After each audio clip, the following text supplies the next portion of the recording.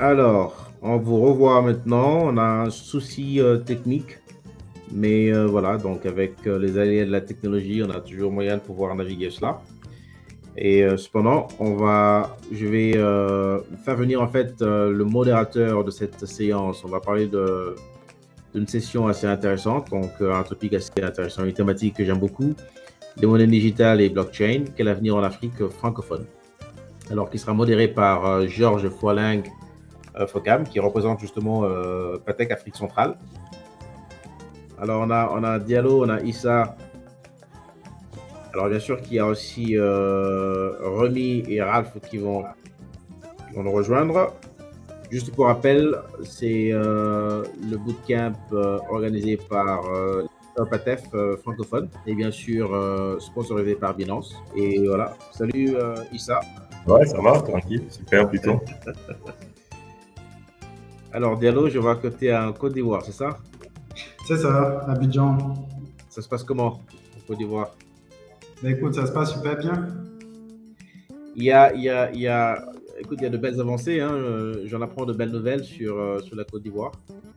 Donc, surtout par rapport aux technologies. Oui, effectivement, l'écosystème s'enrichit de jour en jour. Hein. De jour en jour, tout à fait. Tu as les organes de régulation aussi de plus en plus qui commencent à s'intéresser aux questions de technologie, de digital. Donc, franchement, l'écosystème est en train de se mettre en place. Ça, c'est très bien. Ça, c'est très bien. Je suis connecté avec Alex aussi, qui lui organise souvent le forum Afrique. FinTech Forum, ouais. Sur les FinTech. Tout à fait. Tout à fait, c'est très bien. Alors, Georges, est-ce que tu es avec nous quand tu es le modérateur? Comme ça, tu prends la relève. Cependant, ce que je vais faire, je vais le faire différemment. Écoute, Diallo, je suppose que vous avez discuté avec Georges. Diallo et Issa, vous avez discuté avec Georges les différentes thématiques, les différentes questions que vous alliez aborder, c'est ça? C'est ça, ouais. Tout à fait. Alors, moi, ce que je vais commander, Issa, est-ce que tu l'as fait aussi avec Georges, c'est ça? On a parlé avec Georges. Hein. Très bien. Alors, Georges a un petit souci technique. Ce que je vais faire, c'est que je vais vous demander à tous les deux de vous présenter pour commencer. Donc, et dès que Georges vient, on va se lancer. Je poserai quelques questions. Je vais demander à l'audience D'accord. de pouvoir participer aux questions. Je ne suis pas le modérateur, mais je vais faire un effort pour vous aider. Diallo. Ok, ça marche. Alors, Merci. vas-y, s'il te plaît. Vas-y, Pardon? Ok, donc je suis Hiro Diallo, ingénieur statisticien, diplômé également de l'École polytechnique de Paris. J'ai une expérience en banque, en assurance et depuis environ une dizaine d'années dans le domaine de la santé à travers le groupe Novamed. Je travaille particulièrement sur des problématiques de digitalisation dans le domaine de la santé et de l'assurance. Donc, de plus en plus, on commence à intégrer dans nos processus et on commence à envisager les prochaines étapes de l'utilisation de la blockchain dans le domaine médical, ici dans le groupe Novamed. Donc, ça va être vraiment un honneur et un plaisir pour moi de partager cette expérience, ce vécu-là que nous avons au niveau de notre groupe avec tous les participants. Très bien. Issa, je vois que tu as un petit souci de connexion visuelle, mais de par ton audio, vas-y, s'il te plaît, introduis-toi. Et comme Alors, ça, on va passer à. Voilà. bonjour à tous, bonjour à toutes. Moi, c'est donc Issa Nakoy du Tchad, ingénieur informatique et cryptographe. Je suis identité, tout ce qui est passeport, carte, carte grise et tout ça. Et un peu dans la PKI aussi, pour ceux qui connaissent un peu l'informatique. Alors, je suis au Tchad, je suis chef de projet chez Idemia. Idemia. Et donc, on s'occupe de faire tout ce qui est, disons, carte, passeport pour le gouvernement du Tchad. Voilà un peu ce que c'est. Et aussi, c'est toujours un plaisir d'être avec vous, de partager la petite expérience que j'ai actuellement concernant les blockchains qui, de plus en plus, tendent à être utilisés au niveau de la conférence qu'on a eue. Je pense que on a causé et on est en train de causer gouvernement du Tchad, vraiment sur les blockchains et l'évolution de tout ce qui est écosystème digital actuellement concernant tous les mécanismes de paiement. Donc, voilà un peu qui je suis. Moi, je vais poser une question et, écoutez, c'est popcorn style, hein. N'importe qui peut répondre à la question. Alors, c'est quoi les monnaies banque centrale digitale et comment fonctionnent-elles selon les connaissances que vous avez en ce moment sur les monnaies digitales? Écoutez, les monnaies digitales de la Banque centrale, c'est tout simplement la forme numérique de la monnaie fiduciaire, hein, ou des monnaies électroniques Ouais. qui sont émises par la Banque centrale. Mais à la différence de ce que nous avons dans les schémas classiques tels que les bitcoins et tout ça, c'est qu'il y a une proéminence du contrôle au niveau de la Banque centrale. Voilà. Après, ce sont des monnaies qui peuvent servir à toutes sortes d'opérations, hein. Donc, les opérations usuelles que nous connaissons au niveau de nos marchés locaux. L'avantage qu'elle a, c'est vraiment sa dématérialité. Mais quoi qu'on dise, il y a quand même des éléments qui suscitent éventuellement des questions dans sa mise en œuvre, notamment sur la création des comptes courants des utilisateurs. Donc, est-ce que ce sont des comptes courants qui seront directement logés au niveau des banques centrales ou alors les banques commerciales classiques que nous connaissons joueront le rôle d'intermédiaire. Et puis, comme je le disais tout à l'heure, il y a vraiment une forte prééminence du contrôle des banques centrales, ce qui veut dire que contrairement aux crypto-monnaies classiques que nous connaissons, ces monnaies-là auront tendance à dévoiler la nature des opérations, les acteurs qui interviennent dans les opérations. Donc, globalement, ce qu'il faut retenir, c'est que c'est juste une numérisation des monnaies fiduciaires que nous connaissons, mais avec un contrôle fort et strict des banques centrales qui émettent ces monnaies-là. Très bien. J'ai une question, ce dialogue par rapport à cela. Et je sais que pour l'instant, en Afrique, il y a le Nigeria qui a été, alors on va dire peut-être le premier à émettre ces monnaies digitales, n'est-ce pas, avec le INAIRA. Ouais. Est-ce que c'est une bonne chose ou une mauvaise? Et qu'est-ce qui nous rassure en fait que cet usage de ces banques, ces monnaies numériques ou alors ces monnaies digitales vont avoir un effet positif dans un écosystème économique aux natures africaines. Quelle est ta perspective par rapport à ça? Moi, je pense que c'est une monnaie qui présente de nombreux avantages. Je pense que tout à l'heure, Erwin en a parlé déjà au niveau de la réduction des coûts des transferts, aussi bien domestiques que transfrontaliers. Je pense que dans ton introduction également ce matin, tu en as fait cas. Il sera de plus en plus facile pour la diaspora d'envoyer directement de l'argent en Afrique. Nous connaissons bien entendu le poids de ces transferts de fonds de la diaspora vers l'Afrique. Donc ça, c'est le premier point. Le second point qui, pour moi, est le point le plus important, c'est la lutte contre la corruption.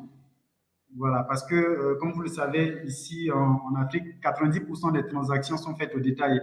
Donc, la manipulation de la monnaie fiduciaire, notamment au niveau des collectes des ressources, aussi bien de l'État que des entreprises, laisse la voie à des déperditions, donc à de la corruption. Donc, à ce stade, j'aimerais quand même vous donner l'exemple d'une PME ivoirienne qui s'est lancée un peu dans la digitalisation monétaire à travers un partenariat avec le Trésor public de Côte d'Ivoire. Donc, cette structure s'appelle BMI. Donc, elle a mis en place un système de collecte à travers une monnaie numérique qui lui permet de collecter les taxes des mairies, mais aussi de gérer toutes les opérations, aussi bien d'encaissement que de décaissement du trésor public. Donc, ce qu'on a constaté au niveau de cette PME-là, c'est que toutes les mairies ou tous les démembrements étatiques qui ont accepté de collaborer, donc qui ont accepté la solution, ont vu leurs ressources s'accroître, d'une part. D'autre part, comme vous le savez, d'un côté, il faut collecter les ressources. Généralement, on n'a pas beaucoup de difficultés là-dessus, mais là où on a des difficultés, c'est surtout au niveau de l'utilisation de ces ressources-là.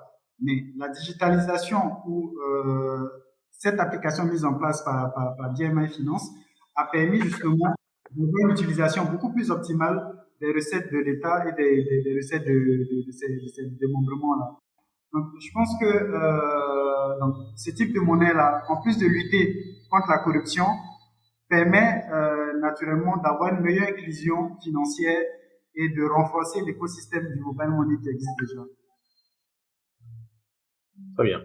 Et alors, par rapport à ça, quel est l'objectif, en fait, justement, de pouvoir émettre, on va dire qu'en parlant des monnaies digitales, pour l'instant, on fait allusion, surtout par rapport à cette thématique, un tout petit peu au CBDC, donc ces monnaies numériques qui sont émises par les banques centrales.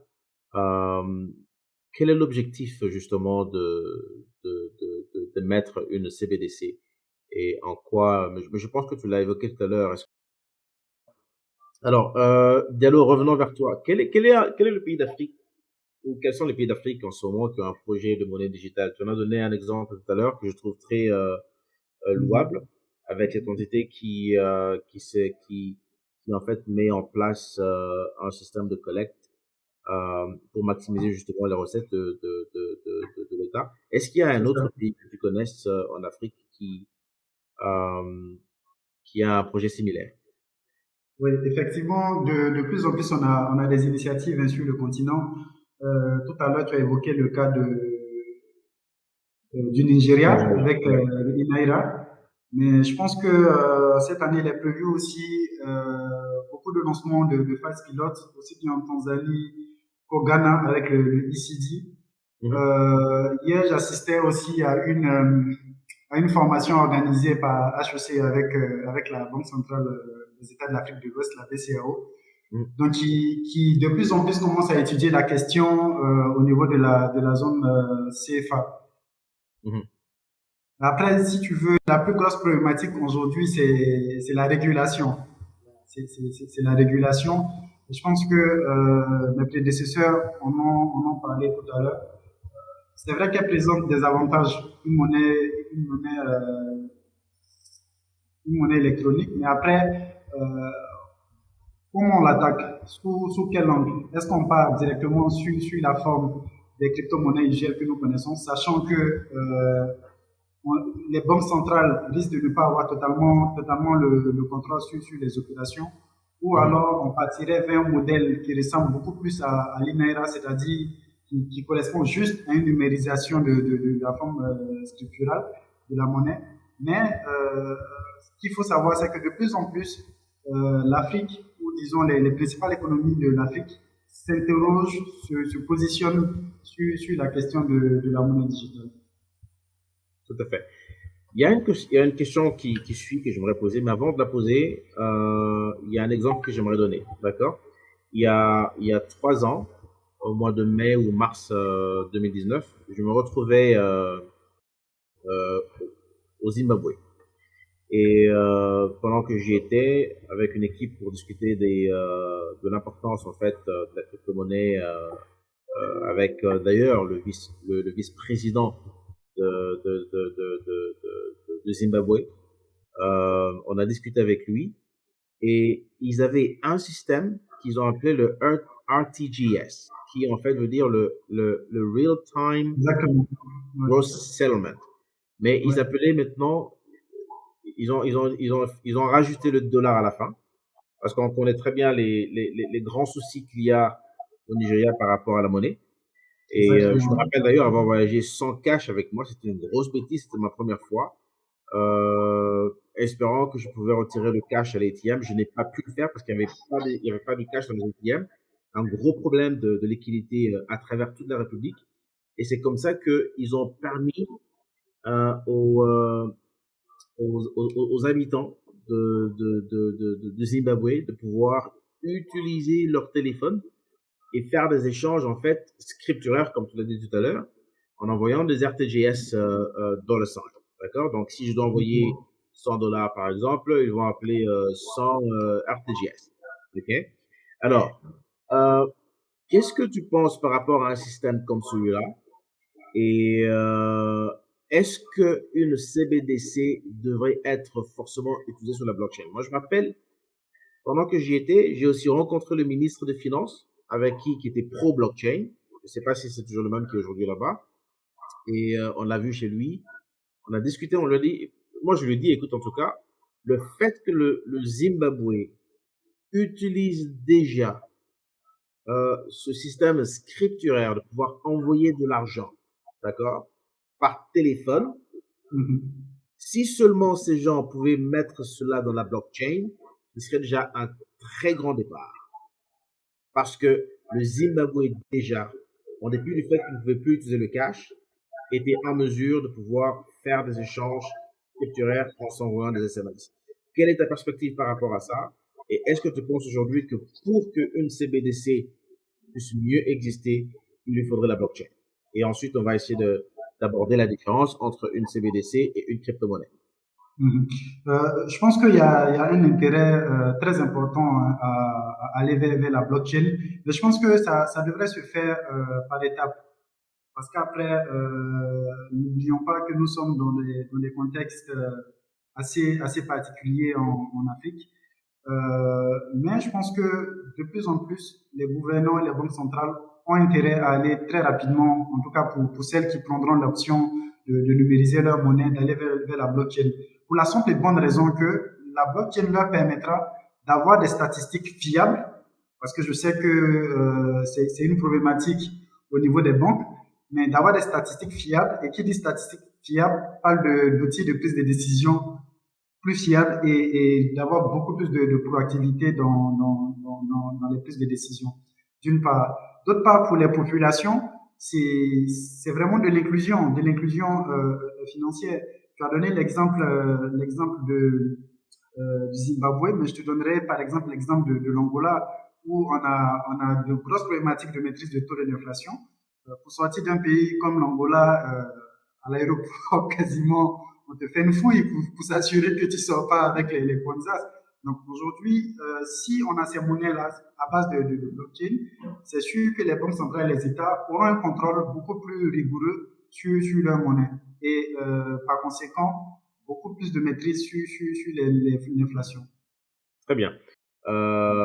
Évidemment, comme tu es le monde de la finance aussi, quelle est la différence, selon toi, entre une CBDC et une crypto-monnaie?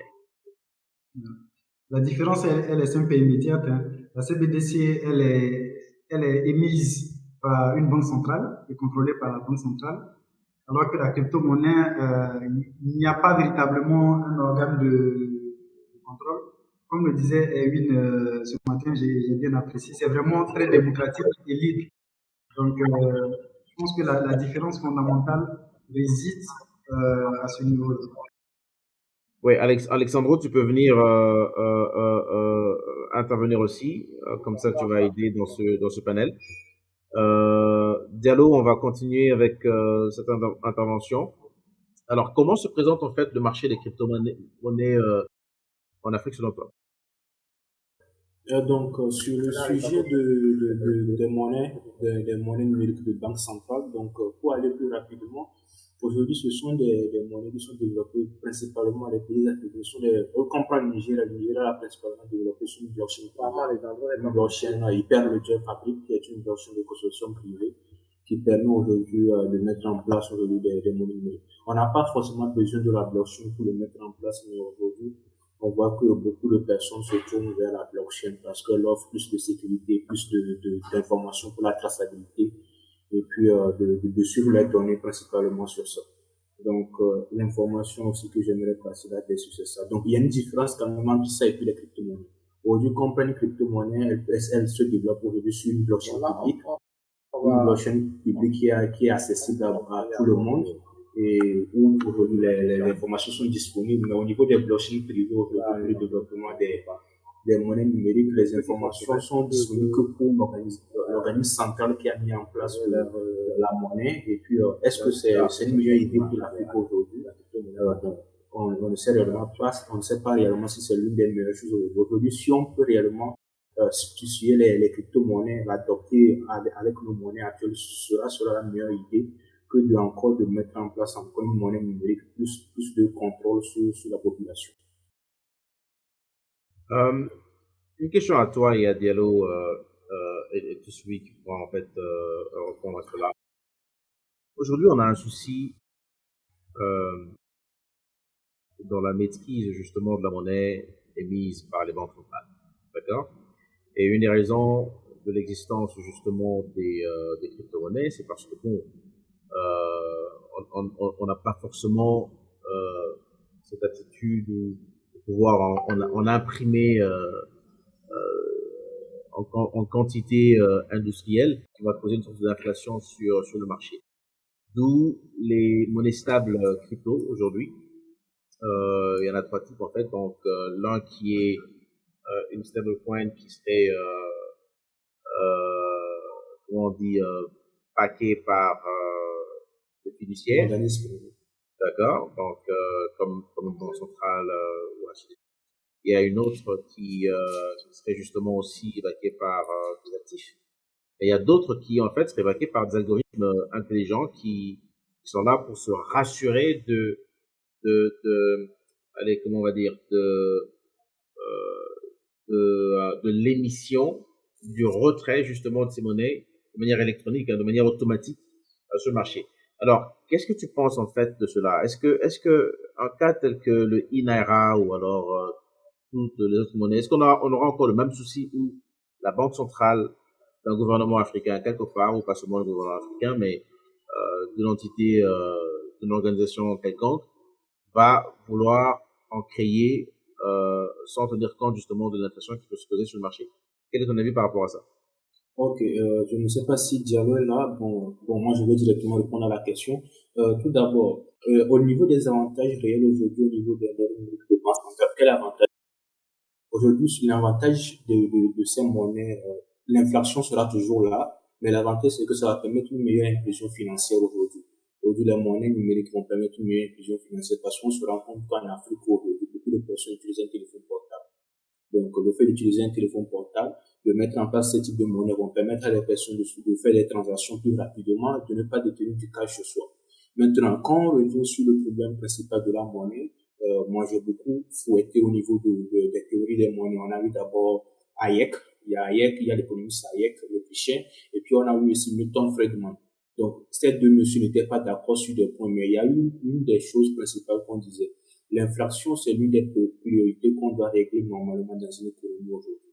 Et par rapport à cela, il y a Hayek qui proposait quelque chose. Il proposait qu'on ait aujourd'hui une concurrence entre les monnaies. Hayek, c'était l'une de ses idées, c'est qu'on ait une concurrence entre les monnaies et qu'on ait des sociétés privées qui proposaient des monnaies. Que dans un État, on ait plusieurs monnaies et qu'on ait une concurrence entre les monnaies. C'est-à-dire qu'on ait des organismes privés comme Bitcoin qui a comme monnaie, comme l'euro comme monnaie, et que là, on aura réellement des structures qui vont poser une meilleure monnaie pour la population aujourd'hui. Donc aujourd'hui, les monnaies qu'aujourd'hui on a au niveau de l'Afrique, on a aujourd'hui certes aujourd'hui qu'on prend le franc CFA aujourd'hui est dirigé toujours par la France parce qu'on veut que la stabilité du franc CFA comme on dit. Mais quand on regarde aujourd'hui le Naira aujourd'hui au niveau du Nigeria, il y a eu réellement une dévaluation réelle de cette monnaie aujourd'hui. Aujourd'hui, on comprend le Nigeria aujourd'hui est l'un des pays qui utilise plus les crypto-monnaies. Les gens qui se lancent aujourd'hui, ils ont compris qu'il y a un réel problème, c'est le problème de l'inflation. Et déjà, on voit déjà ce qui se passe en 2021, déjà ce qui se passe en 2022. Beaucoup de personnes ont un réel problème. Est-ce que garder aujourd'hui son argent dans les banques, c'est ça l'une des premières choses. Les gens se demandent où est-ce que je mets mon argent? Comment je garde mon argent? Aujourd'hui, on a on a aujourd'hui des monnaies qui sont là, les monnaies les stablecoins qui ont été émis qui sont émises et puis qui sont disponibles aujourd'hui dans les cryptos USDT, l'USD, l'USC, qui sont aujourd'hui disponibles aujourd'hui, qui permettent à des personnes de stocker, de pouvoir éviter certaines trucs qui sont soit adossés au dollar et autres, et c'est une solution. Maintenant, est-ce que la solution aujourd'hui, c'est les monnaies de banque centrale? Moi, je pense pas. Je pense pas que ça soit l'une des solutions aujourd'hui, réellement pour l'Afrique aujourd'hui, pour faire évoluer son économie. Parce qu'aujourd'hui, on a une solution qui est là, ce sont les crypto-monnaies. Comment on réglemente ce domaine-là pour l'implémenter en Afrique? Ça va être l'objectif aujourd'hui du gouvernement. Parce qu'on sait qu'aujourd'hui, les gouvernements africains n'ont pas encore réglementé cela, ils n'ont même pas de documents là-dessus. Beaucoup de personnes s'intéressent.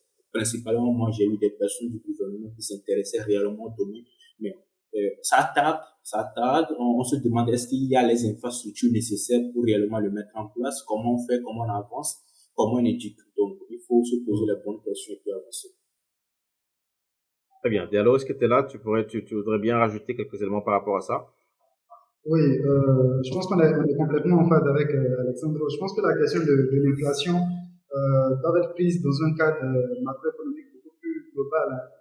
Voilà, je pense que déjà, il faut regarder de plus près nos indicateurs macroéconomiques, nos balances commerciales, notre cycle de production locale, etc., etc. Donc, je pense que il faut, dans un premier temps, décorréler l'inflation de la crypto-monnaie. Cela dit, la question de la réglementation, elle est essentielle. Elle est essentielle dans la mesure où je pense que Orange Bank a vécu une expérience, je crois, l'année dernière ou en 2020, où Orange Bank a voulu se lancer dans le segment des transferts internationaux. Et là, tout de suite, il y a eu une réaction de la Banque centrale, la BCAO, qui a interdit ce type d'opération-là parce qu'elle n'était pas suffisamment confortable. Donc, c'est sûr qu'on peut se lancer sur des schémas d'innovation, mais après, je pense que les acteurs de la crypto-monnaie gagneraient, notamment à travers ces plateformes-là, à communiquer davantage et à rassurer le gouvernement, ceux qui prennent des décisions, à aller de façon graduelle vers l'implémentation de ces crypto-monnaies. Très bien. J'aimerais balancer un tout petit peu cette conversation et faire allusion à ce qui se passe en Russie et l'Ukraine en ce moment. Et selon vous, quel impact ceci a sur les crypto-monnaies en général, mais aussi sur le système bancaire traditionnel? Quel avantage, quel impact, qu'est-ce que vous pensez, qu'est-ce que, dans une situation comme celle-là, les gens en Ukraine ou alors en Russie ou même à travers le monde devraient faire ou auraient pu faire pour se protéger contre une situation actuelle? Ok. Déjà, merci pour ta question. Déjà, là, ça vient réellement pourquoi les crypto-monnaies, pourquoi Bitcoin a été mis en place. Déjà, ça règle un peu une problématique. Déjà, je vais faire un contexte de la situation actuelle entre la Russie et l'Ukraine. Actuellement, la Russie qui combat l'Ukraine et actuellement, il y a un problème principal en Ukraine actuellement. On a les États-Unis qui sont en train de sanctionner la Russie on veut sanctionner la Russie au niveau de la technologie SWIFT. Aujourd'hui, quand on prend SWIFT, c'est un système qui permet de se faire des envois d'argent. Aujourd'hui, on comprend la technologie SWIFT. Donc, aujourd'hui, réellement, quel impact aujourd'hui ça a sur les crypto-monnaies? Aujourd'hui, quand on se rend compte que les crypto-monnaies permettent de se faire des envois d'argent sans autorité centrale. Parce qu'aujourd'hui, quand on prend l'Ukraine, aujourd'hui, il y a un problème principal. Comment est-ce qu'aujourd'hui, avec ce bombardement, quelles sont les personnes qui pourront aller récupérer leur argent à la banque? Quels sont les problèmes qui auront accès à leur système financier? Si ce sont des banques internationales, je peux sortir dans le pays et puis aller récupérer quelque part. Maintenant, si ce sont des banques qui sont directement privées, des banques qui sont au niveau de l'État, qui sont là, qui sont installées, il y a un problème principal. Des gens aujourd'hui qui n'ont pas de cash, qui n'ont pas d'argent, ça pose aujourd'hui des problèmes réels aujourd'hui dans l'économie. Aujourd'hui, on se rend compte que la crypto-monnaie aujourd'hui est une solution. Je viens de lire même une information sur Twitter qui montrait que le gouvernement, l'armée ukrainienne a reçu plus de 2 millions de dollars en Bitcoin juste comme aide. Donc, la question, est-ce que l'argent sera elle est une solution contre ce problème? On ne sait pas, mais aujourd'hui, ils ont les moyens, mais le problème, c'est, est-ce qu'aujourd'hui, on a des structures qui qui reçoivent aujourd'hui du Bitcoin. Aujourd'hui, je vais acheter avec des cryptos. Est-ce qu'il y a des structures aujourd'hui? Donc, pour dire aujourd'hui que les crypto-monnaies aujourd'hui, une chose est sûre, Bitcoin réagit vite aux nouvelles. Si on prend au niveau des cours, on va parler du prix, Bitcoin réagit beaucoup aux nouvelles. Quand il y a une nouvelle, elle réagit. Et hier, quand ça a commencé, avant-hier, on a vu directement le prix du Bitcoin qui descendait parce qu'elle réagit vite aux nouvelles. Maintenant, sur le long terme, en cas de crise économique majeure, où les banques il y aura des banques qui ne seront pas là, il y aura des problèmes. Bitcoin sera là, Bitcoin est là, c'est un système open source qui est disponible pour tout le monde et qui sera toujours là, Je donne l'exemple aujourd'hui à des personnes. Imaginons que nous sommes dans un continent, dans un pays où il n'y a pas de dollar, il n'y a pas d'euro, et que c'est le Bitcoin qui est comme monnaie. Un Bitcoin serait égal à un Bitcoin. Ça, c'est très simple. On va pas dire est-ce que le Bitcoin est volatile, on ne va plus parler de ça, est-ce que le Bitcoin est égal à 2 dollars, 3 dollars, non. On va pas dire que le Bitcoin est volatile, non. On dira qu'un Bitcoin est égal à un Bitcoin et on pourra faire des transactions parce que le Bitcoin est divisible. Il y a des satoshi qui sont disponibles aujourd'hui. Donc, aujourd'hui, il faut réellement se documenter et comprendre aujourd'hui que aujourd'hui, Bitcoin, ce n'est pas quelque chose qui est là juste où on est là, on va juste se faire de l'argent réel. Non, c'est quelque chose aujourd'hui qui est plus profond que ça et ça apporte réellement des solutions pour des pays en détresse qui ont des problèmes aujourd'hui dans le monde. Alors, il y a quelqu'un qui pose une question. Je vais quand même prendre une question comme ça avant que je ne pose les deux prochaines questions que j'ai ici. Quelqu'un pose la question et il dit, écoute, comment payer le tablier d'à côté avec Bitcoin? Oui, c'est une belle question. C'est de ça que je parle aujourd'hui. Aujourd'hui, on se rend compte qu'aujourd'hui, il n'y a pas des magasins, des structures aujourd'hui qui vont se décider de dar cette Bitcoin. Parce que aujourd'hui, on a un problème. Ce sont le problème de l'information. Les gens écoutent trop les médias et absorbent du n'importe quoi. C'est la réalité aujourd'hui. On doit se dire la vérité. Bitcoin est utilisé par les terroristes. Bitcoin, c'est un arnaque. Bitcoin, c'est un système de Ponzi. Aujourd'hui, il faut se poser les bonnes questions aujourd'hui. Aujourd'hui, Bitcoin, quand on prend un système de Ponzi n'est pas un système open source. Bitcoin, c'est un système informatique. C'est un système open source. Il faut comprendre le protocole derrière Bitcoin aujourd'hui. Bitcoin est énergivore, c'est du n'importe quoi. Comprendre aujourd'hui, il y a plein d'articles dessus. Aujourd'hui, comprendre Bitcoin, comprendre la consommation de Bitcoin. Aujourd'hui, il y a plein d'articles. Aujourd'hui, ceux qui veulent l'information peuvent aller sur mon LinkedIn où j'ai fait plein d'articles, plein de posts là-dessus avec des chiffres. Pas des mots, mais avec des chiffres aujourd'hui qui montrent aujourd'hui que Bitcoin aujourd'hui apporte beaucoup à l'économie réelle. Et faut pas aujourd'hui regarder ce que les médias disent, ce que les informations nous disent aujourd'hui. Aujourd'hui, on se rend compte qu'aujourd'hui, les plus grandes banques, on se rappelle JP Morgan, 2017-2018, je crois, qui insultait Bitcoin, qui prenait Bitcoin pour du n'importe quoi. Aujourd'hui, c'est eux qui proposent du Bitcoin à leurs clients. On a MicroStrategy qui se jette aujourd'hui. Aujourd'hui, les choses qu'on se pose, est-ce que Bitcoin aujourd'hui ne sera pas utilisé par les plus gros investisseurs? Est-ce qu'il y aura pas des problèmes au niveau des whales, des gens qui vont détenir Bitcoin à grande échelle et puis on n'aura pas réellement de Bitcoin nécessaire pour la population mondiale à se demander. Problème principal, je viens de voir comment intégrer Bitcoin au niveau de la population. C'est très simple aujourd'hui pour intégrer. Commençons d'abord par l'éducation réelle. C'est l'une des premières choses. D'abord, donnons l'information, l'éducation réelle, et les choses se feront pas à pas. Parce que on se rend compte qu'en Afrique actuellement, il y a un problème actuellement. Moi, je me rends compte chaque fois, j'essaie de le dire, mais il y a souvent des personnes qui sur LinkedIn me menacent même des fois. Parce que je dénonce certaines structures qui font du n'importe quoi en Afrique, qui font que des personnes aujourd'hui ne veulent même pas écouter parler de Bitcoin. Vous approchez une personne pour lui parler de Bitcoin, il vous renvoie directement. Il se dit Bitcoin c'est égal à blockchain. Il ne veut pas, il veut parce que ça va lui faire perdre de l'argent, c'est temps en temps. Aujourd'hui, il faut comprendre, on n'investit pas dans du n'importe quoi, on ne travaille pas comme ça aujourd'hui, donc c'est ça. Je suis tout à fait d'accord avec toi là-dessus. Diallo, est-ce que tu es là? En fait, Diallo, je ne vois plus en fait ta caméra là. Non, je suis là, je suis avec intérêt ce que Alessandro dit. Donc, si tu veux, ça nous ramène un peu à la question de l'écosystème. En plus de la formation, il faut de plus en plus mettre en place l'écosystème pour l'utilisation de la crypto-monnaie. Et comme je le disais tout à l'heure, moi je pense qu'il faut y aller de façon graduelle. Déjà, la pénétration du mobile money a vraiment permis de plus en plus un changement de paradigme. Et je pense qu'il faut s'appuyer sur ça, sur cet écosystème du mobile money là, pour aller un peu plus loin. Très bien. Alors, on va aborder les deux dernières questions de ce panel. Euh, Comment se présente en fait, selon vous, cette les, les crypto-monnaies en Afrique? Comment se présente le marché en fait des crypto-monnaies en Afrique pour l'instant? Est-ce que vous pensez que beaucoup de gens pensent que c'est encore toujours une arnaque, ou alors on a atteint le niveau où on se dit que c'est vraiment une opportunité pour sortir l'Afrique euh, des difficultés financières, des difficultés dans lesquelles on se retrouve pour l'instant?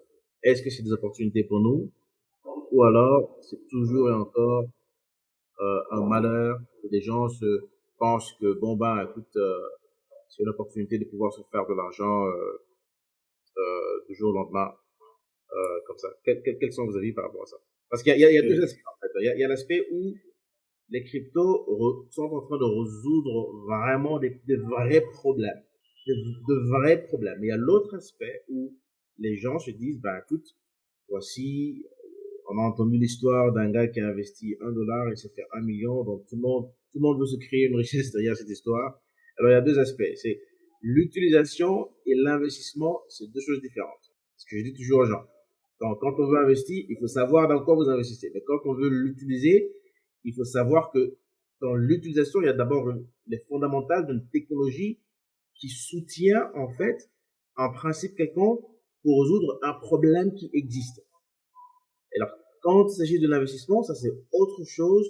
On fait allusion à des actifs qui, de par nature, sont susceptibles à une volatilité. Et s'il y a une information quelconque, bah, écoute, elle va réagir par rapport à l'information. S'il y a un bombardement à l'est ou à l'ouest, elle va réagir par rapport à ça. Donc il y a deux aspects différents. Et quels sont vos avis par rapport à ça? Ok, grand merci pour ta question. L'une des choses, là, on va directement aller sur le fond même du sujet. Parce que quand on parle d'utilisation et puis d'investissement, réellement, c'est carrément deux thèmes différents, carrément. Et d'abord, on commence déjà par l'utilisation de la crypto en Afrique. Déjà, moi, je parlais aujourd'hui pour l'utilisation de la crypto en Afrique. On a aujourd'hui des moyens aujourd'hui de permettre aux Africains d'utiliser la crypto. Aujourd'hui, on n'a pas besoin qu'aujourd'hui que la population, je prends par exemple d'une population vieillissante. J'ai fait un post aujourd'hui. Aujourd'hui, on se rend compte qu'en Afrique, il y a ce qu'on appelle la tontine. La tontine aujourd'hui, c'est un système qui est là en Afrique et la population l'utilise beaucoup. Et aujourd'hui, comment on peut implémenter la crypto, la blockchain dans la tontine aujourd'hui? Ce cas d'utilisation simple comme ça. Aujourd'hui, on a ce qu'on appelle les fonds de financement participatif qu'aujourd'hui la blockchain permet de faire. Aujourd'hui, on a des plateformes comme Hive Online aujourd'hui qui est sponsorisé, comme je le disais, sponsorisé par l'ONU, par plusieurs organisations, la HSBC, c'est une banque aussi, une banque que j'oublie le nom, qui permet aujourd'hui à des personnes aujourd'hui d'avoir accès à des populations qui sont dans l'agriculture, par exemple, d'avoir accès à des petits montants. Et imaginons on implémente un cas d'utilisation comme ça de la blockchain des cryptos dans la tontine pour les entrepreneurs. Aujourd'hui, c'est ça le problème aujourd'hui. Aujourd'hui, les personnes, des mères de famille, comme prend aujourd'hui nos mamans, il y a des mères de famille aujourd'hui qui vont vers des microfinances, vers des structures de microfinance, qui juste avec 25 000 francs CFA arrivent à mettre en place des business rentables. Et ils arrivent à payer cela. Aujourd'hui, si aujourd'hui, ces microfinances n'ont pas totalement l'accès à tous les moyens disponibles, à des montants pour donner à tout le monde, aujourd'hui, la blockchain aujourd'hui peut permettre aujourd'hui de mettre en place, ce sont des systèmes de filles, souvent on parle, qui va permettre aujourd'hui à ces femmes, à ces dames-là, d'avoir accès au minimum. Ces dames ne demandent pas beaucoup de choses, ils demandent juste. Quand ils vont venir vers la structure, ils ne vont pas savoir qu'il y a derrière ce qu'on appelle la crypto, ils ne vont pas comprendre ça. Mais ils savent, ils vont juste recevoir leur argent, mais derrière, il y a un système de blockchain qui est mis, un système de défi qui est mis, qui permet à ces dames, à ces mamans d'utiliser la blockchain pour pouvoir monter leur économie, monter leur petit business. J'en ai parlé aujourd'hui. C'est une solution qui peut être mise en place. J'ai discuté avec des startups en France actuellement qui sont en train de lancer ça, qui vont voir s'ils peuvent le faire en Afrique. C'est un cas d'utilisation assez simple, ça. Donc, Alexandre, j'aimerais rajouter, t'as dit un truc qui m'interpelle tout à l'heure. Oui. Alors, tu dis, il faudrait justement que les gens incorporer cette technologie de manière à ce que les gens qui vont la recevoir ne puissent pas avoir une connaissance. Moi, je dis toujours, on n'a pas besoin d'avoir cette connaissance technique de ce qui se passe derrière, n'est-ce pas? On a besoin plutôt de recevoir cet actif et de l'utiliser. Mais tu viens de dire un truc. C'est savoir comment le recevoir afin de récupérer son argent. J'ai une question par rapport à ça, et c'est là qu'il y a un grand problème. Je pense que ce problème est inné du fait que pendant plus de 500 ans, nous avons l'impression que la notion de l'argent se résout à ce papier-monnaie. Oui. Moi, je pense qu'il faut plutôt pas redéfinir, mais il faut plutôt réexpliquer quels sont les fondamentaux de l'argent. Quelles sont les caractéristiques qui définissent exactement c'est quoi l'argent. Parce qu'une fois qu'on aura compris ces caractéristiques, à la seconde où je reçois sur mon téléphone une crypto-monnaie, c'est aussi bien que cet argent en fait. Mais quelles sont les caractéristiques qui définissent exactement cet argent? Parce que me dire que je dois percevoir une monnaie numérique et le monétiser pour le cash veut dire que simplement il y a encore une grande dépendance entre la notion traditionnelle monétaire et cette transition qui essaie de se faire sur le numérique. Du moment que, une fois que moi je reçois autant de crypto X, Y, Z dans mon téléphone et que je peux le swapper, le convertir pour une autre valeur quelconque en payant un marchand Y, sans pour autant aller, retirer cet argent quelque part, je crois qu'on aura fait des gros pas. On aura fait des gros pas et pour moi, le tout revient encore dans quels sont les... Je dis souvent aux gens, il y a trois grandes caractéristiques pour ce que représente l'argent ou la monnaie. Il faut qu'elle ait une valeur, d'accord? Une sorte on peut dire une valeur refuge, il faut qu'elle soit un moyen d'échange, et il faut qu'elle soit divisible. Si, en fait, elle n'a pas ces trois caractéristiques, ce n'est pas forcément une monnaie. Moi, j'aime bien le dire en anglais, en fait, où on parle de money et currency, d'accord? Qui sont deux choses différentes, parce que les currency, il y a une chose qu'elle n'a pas comme caractéristique, c'est la valeur refuge. D'accord? Elle n'a pas le côté, la valeur refuge, en fait. Mais quand on parle de l'argent, monnaie, mais là, c'est là en français, maintenant, on sait pas, il n'y a pas une conversion directe par rapport à ça. Il y a ce troisième élément où l'aspect refuge n'existe pas. Donc, d'où l'or restera, en fait, cet aspect d'argent qui contient ces trois caractéristiques et qui restera ainsi. Et d'où, en fait, les crypto-monnaies représentent ces trois caractéristiques. Donc, qu'est-ce que l'on peut faire aujourd'hui pour sortir de ce monde où chaque fois que l'on reçoit une crypto, la première des choses que l'individu fait, c'est où est-ce que je vais monétiser ce qu'on a pour le cash.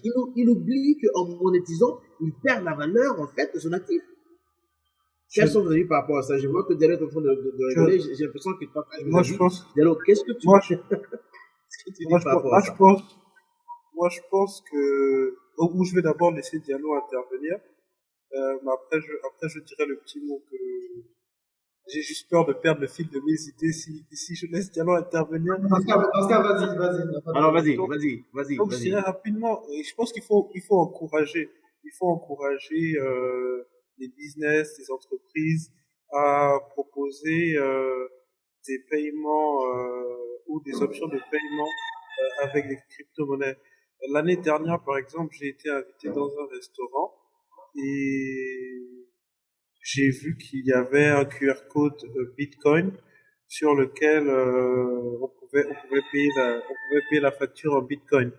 Et ma réaction immédiate, c'est de demander sur quel échange le restaurateur était hébergé. Et là, il m'a répondu qu'il est chez Binance. Donc, il y a des initiatives comme ça qui commencent à voir le jour. Donc, c'était aussi pour revenir un peu aussi à ta question de départ sur est-ce qu'il y a plus de personnes qui sont intéressées par les crypto-monnaies et puis qu'est-ce qu'ils veulent en faire. Donc oui, les gens ont commencé à comprendre que c'est une autre valeur, c'est une autre manière de faire les choses. Alors, Diallo, je vais te passer la main là, parce que je crois que... Ah oui, il a perdu la connexion là. Vas-y. Mais si tu veux, j'acquiesçais dans ta description parce que je reviens toujours à la question du mobile money. Hein. Tu vois, c'est exactement les mêmes pratiques jusqu'aujourd'hui. C'est-à-dire qu'aujourd'hui, on a encore le réflexe de vouloir toujours avoir le billet ou la pièce de monnaie pour faire cette transaction. Quand bien même on peut se rendre ou on peut faire le règlement via son profil. Donc effectivement, il y a vraiment une question d'éducation qui est réelle au niveau de la population. Mais encore une fois, ma croyance, c'est qu'il faut que les pouvoirs publics appréhendent ou s'approprient la question de la crypto-monnaie. Et je pense que c'est vraiment une condition nécessaire, une condition essentielle à la mise en place réelle et effective de ces moyens de paiement. Monnaie digitale, il y a une monnaie digitale plutôt mobile money. Aujourd'hui, ce qu'il disait par rapport au mobile money, c'est que on peut avoir donc de l'argent sur son compte mobile money, aller faire des courses en mobile money, faire passer toute une journée aujourd'hui en Afrique où on paye uniquement en mobile money. Aller acheter à manger en mobile money, aller dans un magasin, acheter des vêtements ou bon, je pense que par exemple acheter une voiture en mobile money, c'est pas encore évident, mais ça a mis du temps. Ça a mis du temps pour en arriver là, même avec le mobile money, ça n'a pas été, ça a pas été tout de suite. Ça a mis du temps avec les monnaies digitales, les crypto-monnaies. Il y a d'abord le souci de régulation. Parfait.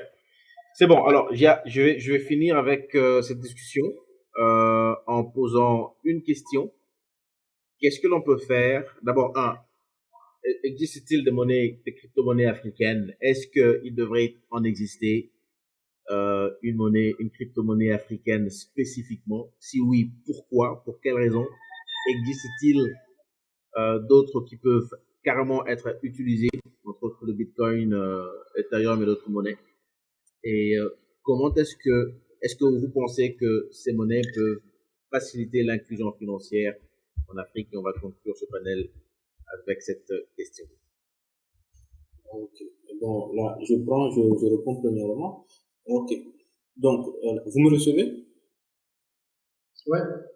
Ok. 5 sur 5. Là, ok. Là, sur la question, est-ce qu'il existe des crypto-monnaies africaines? Déjà, sur cette question, je pense que on a vu des projets de crypto-monnaies en Afrique ici qui ont commencé. À la fin, on a vu ce que ça a été. Ça a été la catastrophe pure totale. On a vu des personnes qui ont payé les pots cassés. Et aujourd'hui, on se demande réellement, est-ce que c'est une meilleure idée aujourd'hui aux Africains de mettre en place des projets de crypto-monnaies pour l'Afrique et autres? Moi, je pense qu'aujourd'hui, principalement, on ne doit pas se préoccuper de mettre en place aujourd'hui des crypto-monnaies au niveau de l'Afrique. On doit d'abord permettre aux entrepreneurs. On ne doit pas aujourd'hui se mettre des crypto-monnaies. Ça, je ne veux pas. On doit d'abord aujourd'hui permettre aux entrepreneurs qui sont déjà là sur le marché aujourd'hui, de pouvoir mettre en place des solutions réelles. Aujourd'hui, on a des Africains qui développent des boîtes, qui développent des structures pour permettre à des personnes de se former, d'avoir accès à des investissements donnés, d'avoir accès à des portefeuilles qui sont là, qui sont purement pour l'Afrique aujourd'hui. Aujourd'hui, il faudra donner la chance à ces entrepreneurs d'avoir les réglementations nécessaires, les informations nécessaires, et pour que cela puisse être mis et les solutions soient être accessibles au public. Parce que quand on parle aujourd'hui des fintechs aujourd'hui, il y a une raison principale. Quand je prends mon pays, par exemple, aujourd'hui, il y a des fintechs qui font des paiements numériques. On a eu Flux, mais quand même aujourd'hui, sur l'Afrique, c'est Wave aujourd'hui qui se démarque. Aujourd'hui, c'est Wave qui est là au Cameroun, qui est là au Sénégal, je pense, qui se démarque aujourd'hui. Une fintech qui a été mise en place par des Américains qui se démarque aujourd'hui sur le continent africain. Mais aujourd'hui, il n'y a pas réellement des fintechs aujourd'hui qui sont intercontinentales, qui permettent aujourd'hui de faire réellement de réelles solutions. Aujourd'hui, on a la crypto-monnaie. Il faut qu'on permette aujourd'hui aux Africains, aux gens qui sont déjà là, qui se connaissent dans le secteur, de pouvoir évoluer dans ce domaine-là. Aujourd'hui, on laisse le côté projet autre. La blockchain est là. Utilisons la blockchain, apportons réellement des solutions. Et laissons les tokens MIC de côté, de pouvoir associer. Parce qu'on se rend compte que aujourd'hui, pour chaque projet blockchain mis en place, des gens veulent mettre en place des tokens MIC en désordre. Or, ça ne se fait pas ainsi. On ne met pas en place des tokens MIC derrière un projet blockchain juste parce que c'est excellent. Il y a des sociétés que je ne veux pas appeler, mais ça a été la cata cette année 2021, 2022 déjà, c'est du n'importe quoi. Donc, il faut qu'on évite cela et qu'on se concentre déjà sur ce qui est là et puis l'éducation, qu'on éduque réellement la population sur ce qui est déjà là. Merci. Très bien, très bien. Diallo, tu as un mot pour la fin? On va conclure ce panel et prendre une petite pause. Oui, écoute, tu as posé la question de savoir si on pourrait avoir une crypto-monnaie africaine. Je trouve que c'est une question qui est extrêmement difficile. Tant elle a un fondamental politique, mais je pense que si on arrive effectivement à avoir une monnaie africaine, c'est sûr que ça nous permet de franchir beaucoup d'étapes. Après, est-ce que les conditions sont toutes réunies? Déjà, au niveau des pays, on a beaucoup d'hésitations. Donc, parler à l'échelle du continent, j'imagine les grandes difficultés. Très bien, je pense que ça devra se faire d'abord individuellement dans chaque pays avant de pouvoir consolider. Mais quand je vois les avancées technologiques qui se font, par exemple, ce système qui a été lancé il y a quelques mois, je crois qu'il y a au début de cette année ou en décembre, pour l'Afrique de l'Ouest, à partir du Ghana, j'ai oublié le nom, c'est pas ça, un truc comme ça, qui permet justement de pouvoir recevoir des paiements en numéraire, de manière directe, et éviter des frais exorbitants de conversion en faisant des transactions en monnaie étrangère. Merci beaucoup les amis, c'était un plaisir de partager avec vous, encore une fois. Parfait, Alexandro, ravi de te voir ici, Gunaël. Diallo, c'est un plaisir de rencontrer.